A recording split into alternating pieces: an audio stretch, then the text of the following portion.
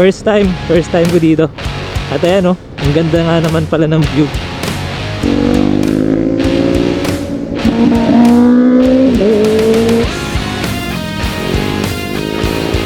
You know, Nox. Ito pala ang Marilaki. Maganda nga naman ang kalsada. Ano?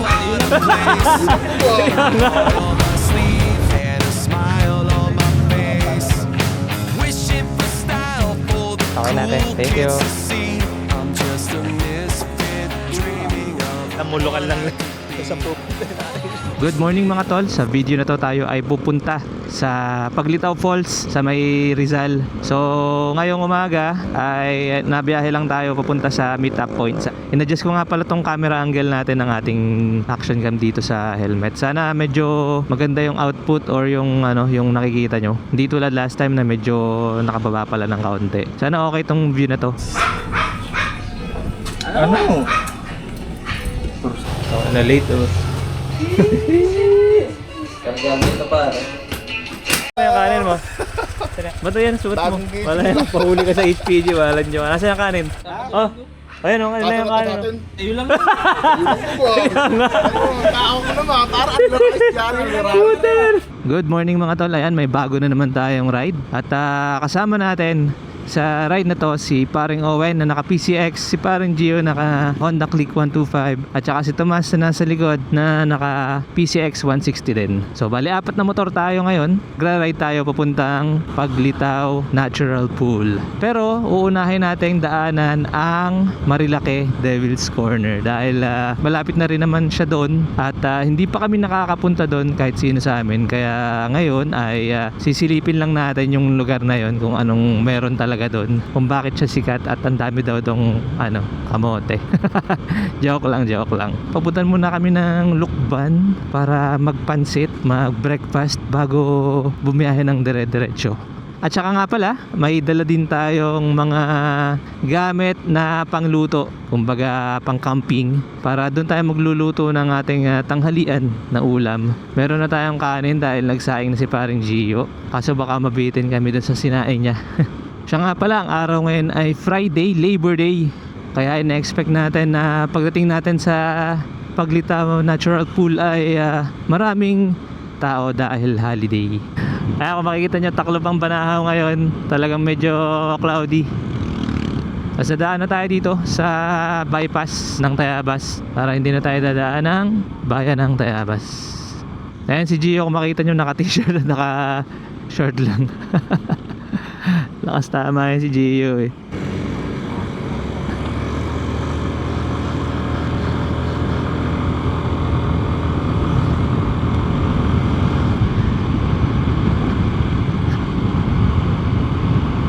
Kung makita nyo, napakaganda ng view dito mga tol. Ayan, oh.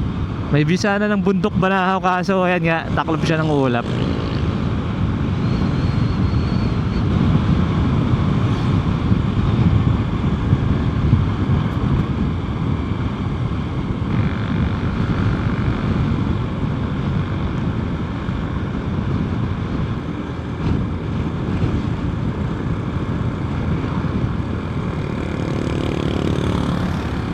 Mukhang madami din nagra-ride ngayon, no? Marami nakikita mga group na mga nakamotor. Kanina din nung papunta ako sa meetup point natin, sa mga gasoline station, ang dami ko nakikita mga nagmi-meet up na nakamotor din. Pagdating natin sa Paglitaw Falls ay maraming tao talaga. Kasi nababasa ko din sa comment section na talagang marami daw doon tao. Kaya sabi nila mas maganda daw, mas maaga, mas makapunta na doon para at least makapwesto na ba agad ng maganda. Ngayon ang araw, oh. Kay ganda. Pero talagang umiinit na din talaga. Tutok sa mukha natin. Ang init sa mukha. Ayan, ito na yung dulo ng bypass. So Tayabas pa rin siya, pero hindi na tayo dumaan sa pinaka main na bayan kung saan traffic, tsaka mabagal ang daloy ng traffic. Dito na to sa may malapit sa Rodillas eh.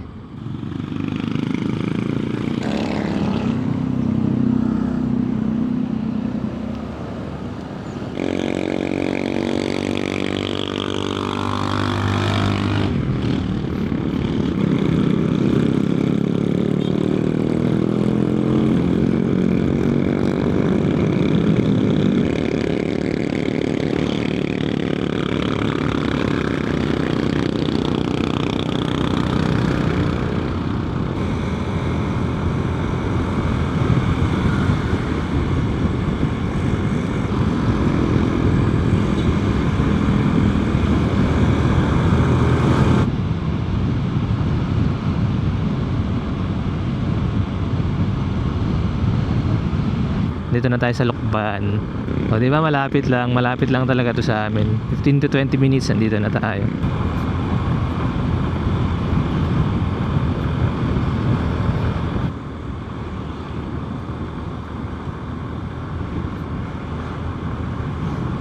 Sarap dito sa Lukban, oh. Lumalamig na ang panahon. Medyo malamig talaga ang panahon dito sa sa Lukban. Hindi naman yung sobrang lamig na katulad ng Tagaytay, pero parang fresh ba yung hangin na cool. Parang ganun. Sigurado ang lamig dito ng tubig pag maliligo ka.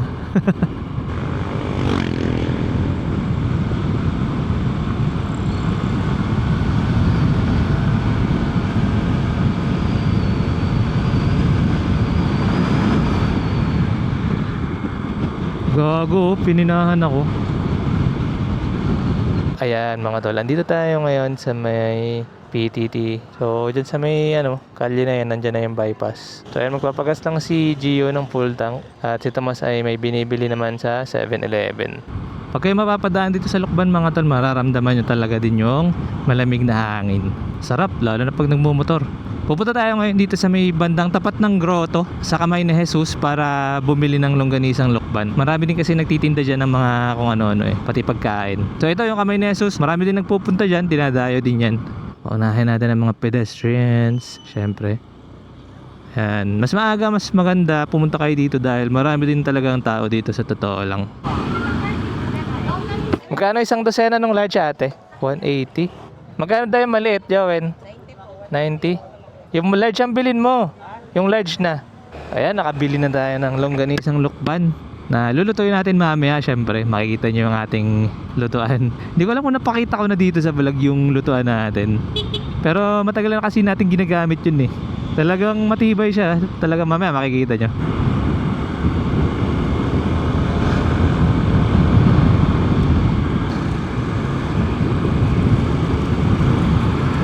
Hindi pala natin na-set yung ating trip meter, no? Sige, set natin ngayon, ha? Dito tayo sa Lukban. Ayan, dito sa Lukban, kakaset lang natin ang ating trip meter. Kaka 0-0 lang. Sayang, di natin nasimulan sa Lucena, pero sige, okay lang yan. At least makakalculate pa rin naman natin yung magiging average fuel consumption natin.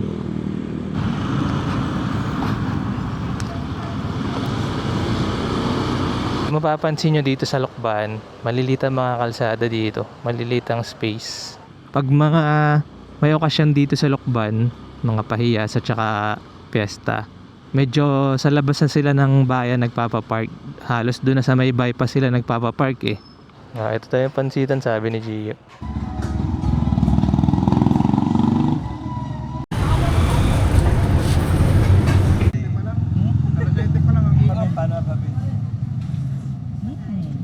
Ayan, kakatapos lang natin mag-breakfast, magpansit. Padalawang pansit tayo. Suabing-suabe. Busog na naman ang ating tiyan. Diretso na tayo sa Marilaki bago sa Paglitaw Natural Pool.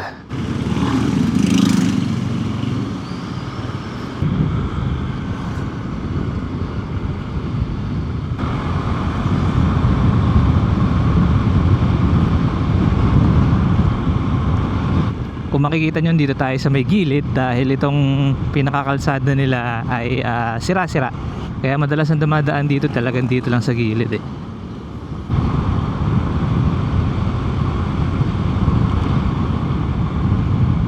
Yan mga tol, palabas na tayo ng Lukban.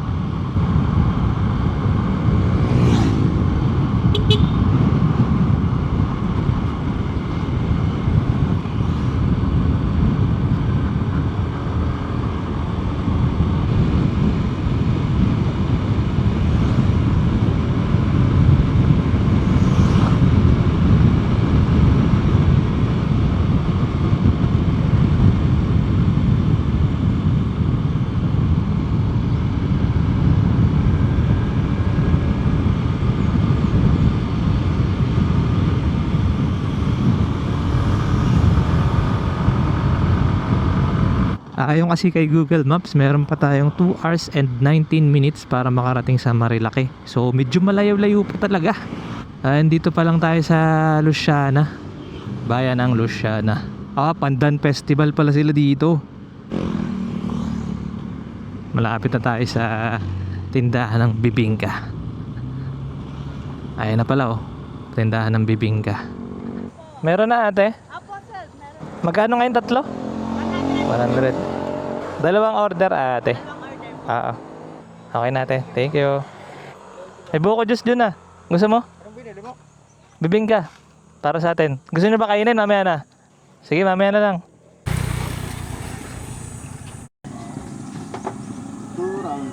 Ayan mga tol. So, nag-yosi break lang itong mga kasama natin pagkabili natin ng bibingka.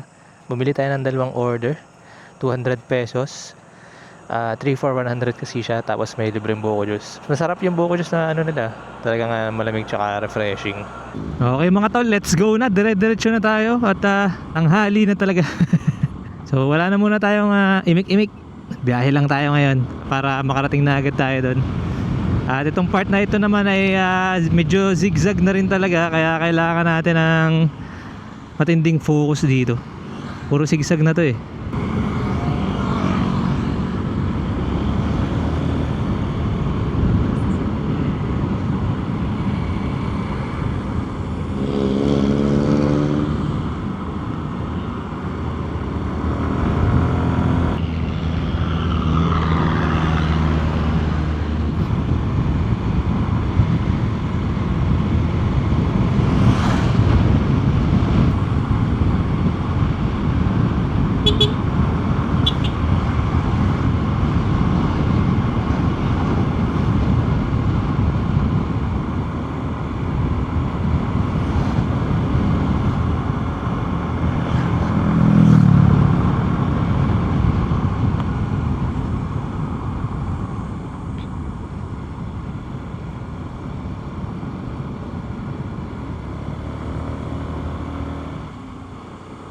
Ayan, malapit na tayo sa Hulugan Falls. Ito kasi palatandaan ko eh. Itong parang castle.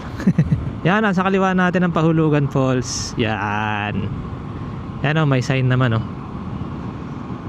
Yan ang Hulugan, papuntang Hulugan Falls. So pagpunta nyo dyan, pagpasok nyo may mga naghihintay na dyan, mga barangay officials, mga lokal. At sasabihan kayo na yun nga, may mga guide. Ang isang guide ay 500 pesos. Last year yun last year na rate yun, awang ko lang ngayon. Tapos yun, dadali na nila kayo sa parking lot. Tapos may seminar, tapos may papapirmahang waiver. Tapos yun, may video tayo tungkol dyan sa Hulugan Falls. Panoorin nyo rin. At yan, hindi pa natatapos ang ating zigzag. Mga pa-zigzag.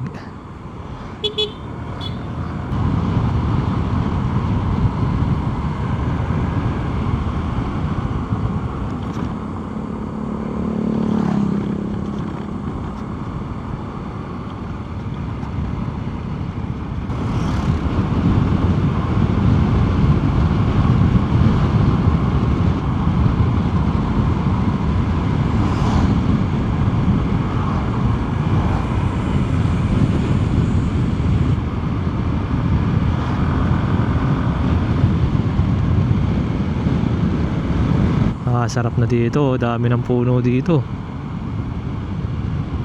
Yung ating trip A nakalagay ay 66.4 kilometers per liter.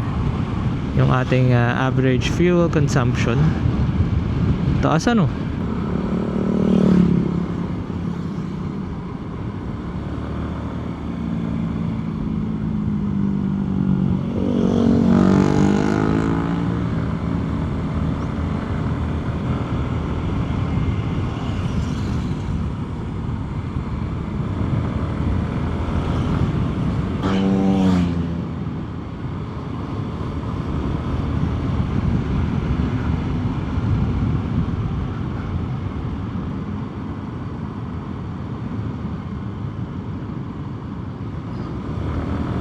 Yeah, swabing liko lang. Sawa sa sigsag ang mga tao. At ingat-ingat dahil bangin na yung katabi natin. Pag napadiretso ka dyan ay talaga trip to heaven agad yan. Lumban. Ang init na. Init na mga tol. Nanonood na sa balat. Samantalang 9:10 pa lang naman. Huwi.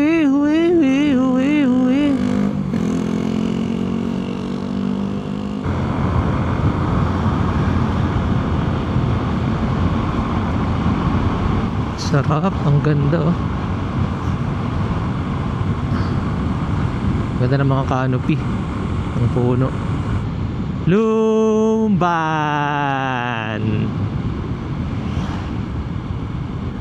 Sarap dito, ang lamig. Hindi nasisikatan ng araw.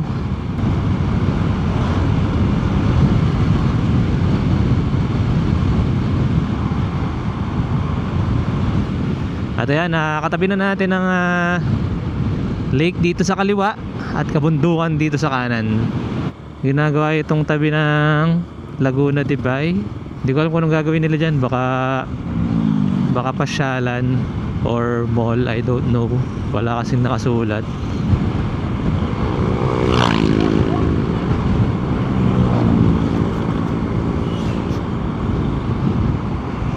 Ang ganda ng kulay ng ADV oh. Parang bronze na metallic bronze. Meron parang ganong kulay ang ADV. Ang ganda ah. Yan. Ang alam ko dito sa kanan ang Parial. Biglang sumusulpot mga tricycle eh. Init ito oh, walang bubong. Mga tol, umabot na ng 68 kilometers per liter ang ating fuel consumption dahil naglo-long ride tayo, kaya ganyan siya oh. Biruin nyo, nakaka 68 kilometers per liter tayo. Grabe, sobrang tipid mo naman, Bergman. All stock pa rin tong motor natin mga tol pati yung gulong natin. Ganda ng bundok, ang ganda ng view. Ayan, kita mo na dito yung mga windmill sa taas. Ang ganda. So yun, mabalik tayo. Ang ating motor ay all stock. Ang ginawa pa lang natin dito ay maglinis ng CVT, mag-change oil. Madalas din tayo magpalit ng gear oil. Tapos nagpalit din tayo ng local na air filter. Yung mumurahin air filter lang ang pinaltan pa natin. So yun lang ang mga ginagawa natin dito sa Bergman natin. Wala tayong ina-upgrade sa clutch spring, sa center spring or mga bola. Wala tayong ginagawang upgrade dyan. Yun pa rin yung stock simula na nabili natin. Naman si Gio, sunog na eh.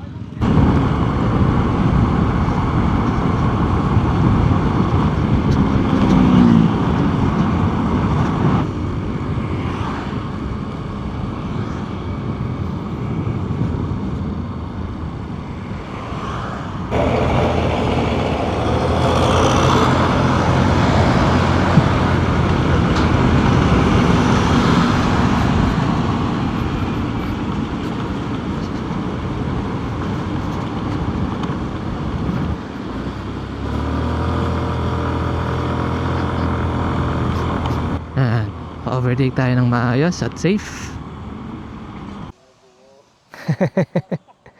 Stop over kami dito dahil nalobat ako eh. Mga tol, ito nga pala yung bibingka na binili natin. Ayan. Sarap ang bibingka doon kasi mga bagong gawa eh. Pero pare-pero lang naman ang lasa yun. Gio, kala mo lokal lang kung saan pupunta, naka-t-shirt, naka-shirt. Fuck the rules.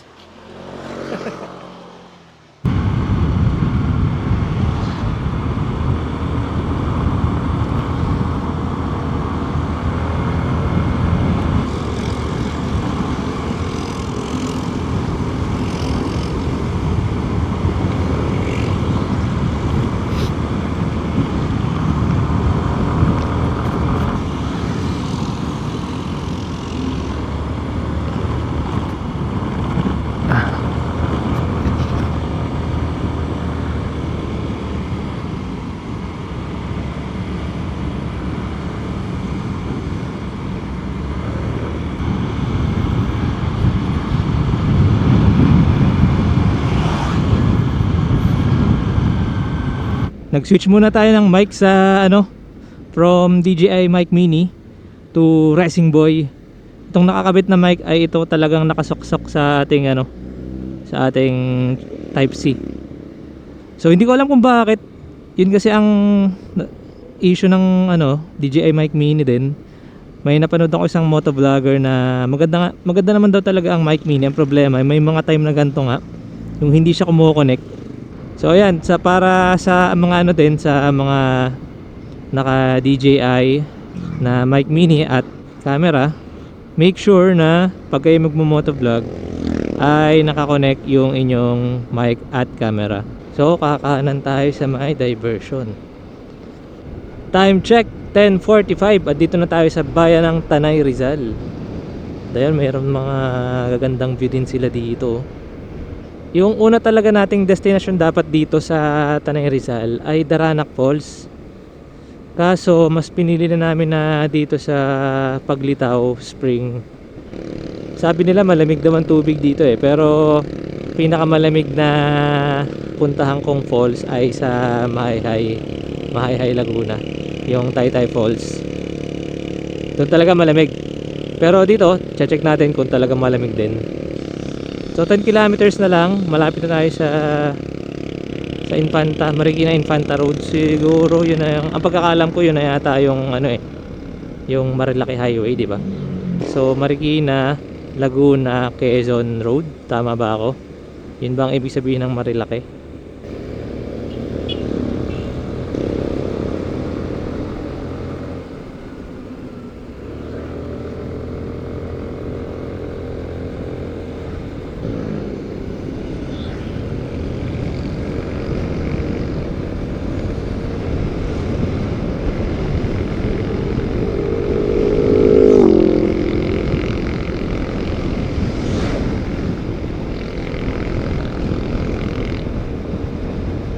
Ang ganda ng kalsada dito. First time ko dumaan dito. At ang ganda. Aspaltado lahat. Ayun lang, pagkabati ko biglang pumangit yung kalsada. Loko no.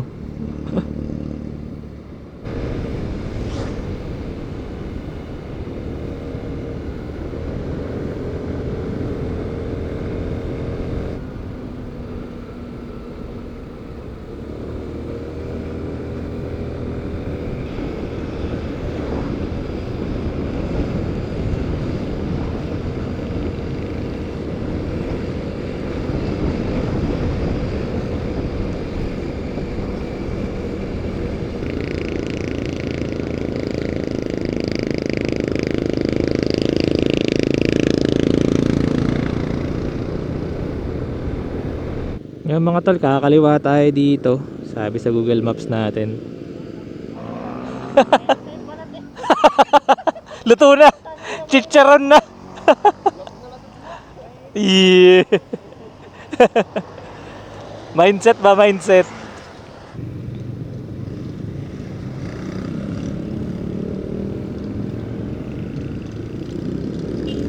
Ganda naman dito pagliko mo, salubungin ka agad ng mga puno, tapos mga magagandang view. So ayun nga pala, nabawasan na ng isang bar pa lang naman yung ating fuel gauge since nagpa full tank tayo kagabi. Pero base sa trip A reading natin, nakaka 95.4 kilometers na tayo. So kung ang average natin ngayon ay nasa 63.9, ibig sabihin sa 120 pa lang dapat mabawasan ulit tayo ng tsaka pa lang tayo mababawasan sa pangalawa nating bar.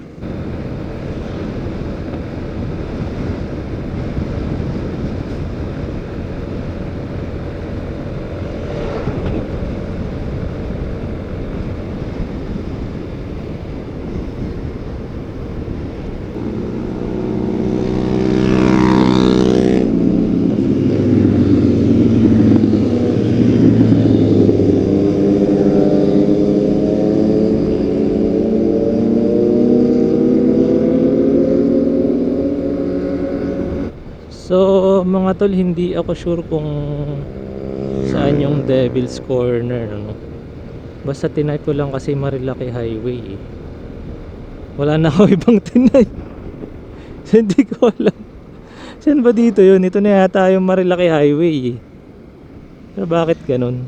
Aling part yun dito? Kasi napapansin ko ang dami ng nakatambay na motor doon, mga grupo. Kaso mga restaurant naman kasi yun eh. Pero kung wala pang mga kamote, baka hindi pa dito yun. Oh, ang ganda ng view dito, turquesa. Malamig na nga ang ano dito, weather dito. Ganda nga ng view dun, oh. Stop over tayo dun mamaya. Mga tol, hindi ko alam kung ito na ba yun, Marilaki Highway. Hindi pa ako sure eh. Hindi talaga ako sure. Saan ba yun? Ito na ba yun? Hindi pa ata. So hindi pa ata. Malayo pa ata pala. masyado lang akong assuming.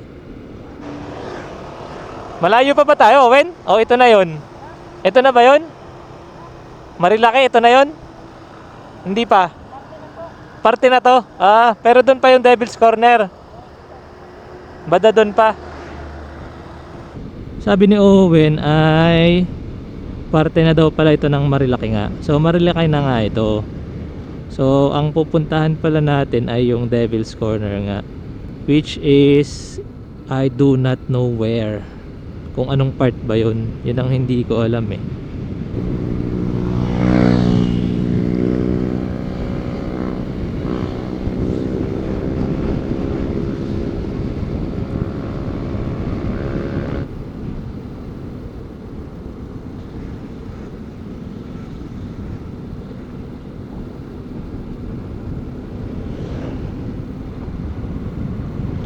Op.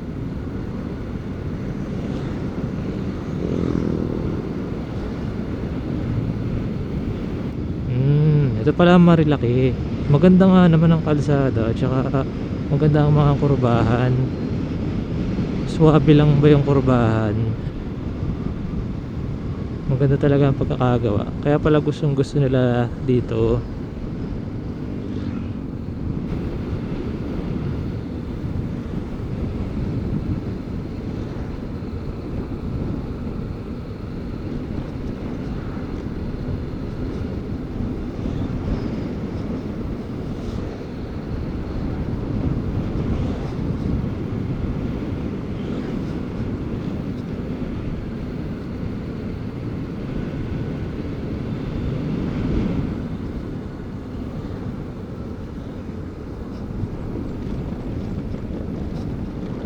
Ito na ata yun. Ito na ba yun?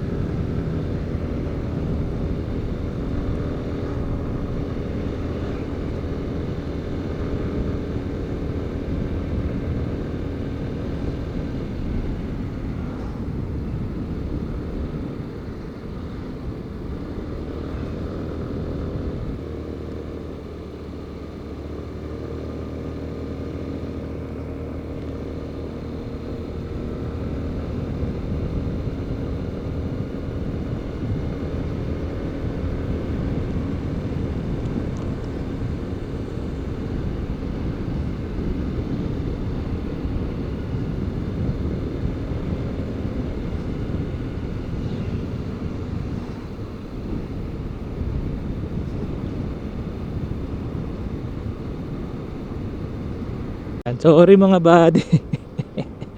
Na full naman yung memory natin. Kaya nagtigil ulit tayo, nagpalit tayo ng memory card. Ito na nga yung Marilaki pala. Maganda pala ang view dito. maganda rin ang kurbahan, kaya pala talagang pinupuntahan. Sobrang ganda pala talaga dito. First time ko dito. At ayan, oh, ang ganda nga naman pala ng view.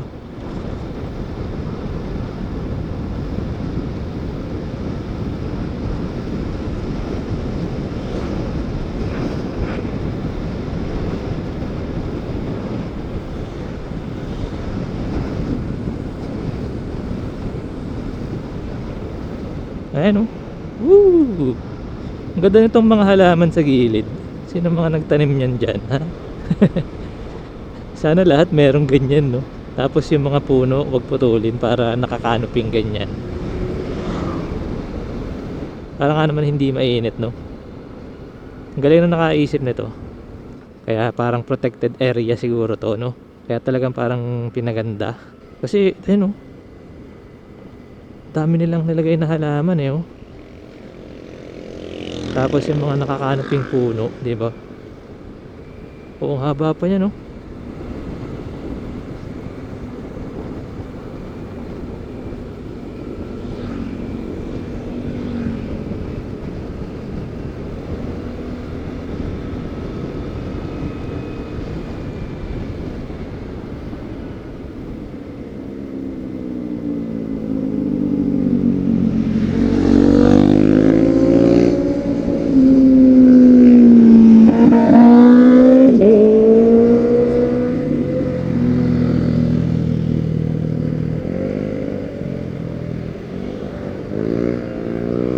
Big bikes.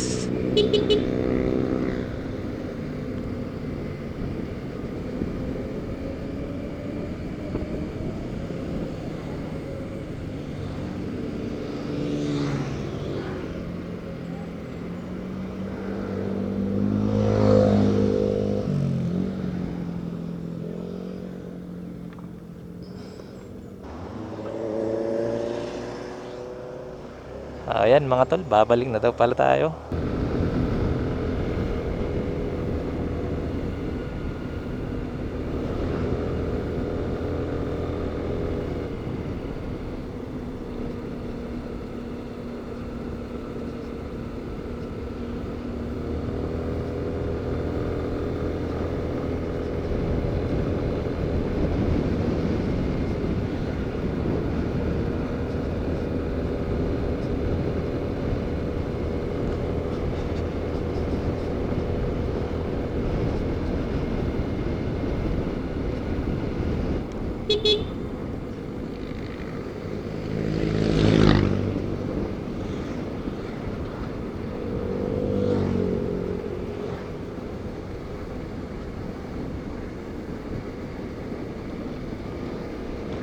Diretso na tayo sa Paglitaw Falls.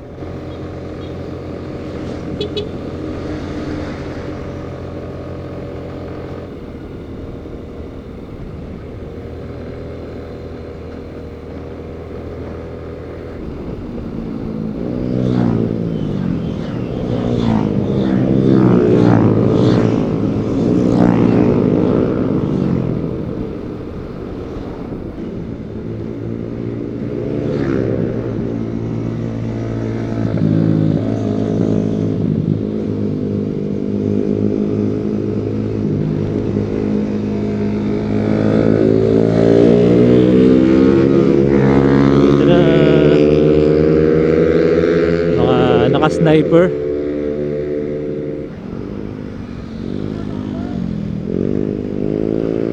You know, knocks mo mga banking boys.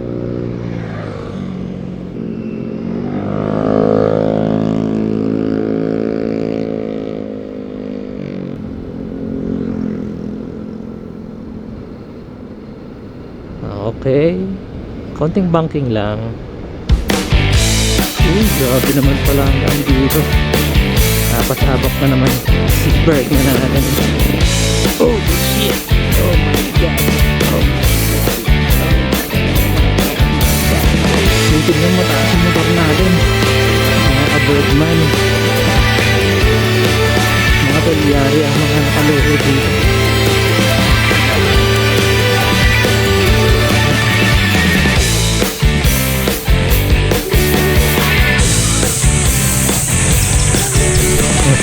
Dito na kami mga tol.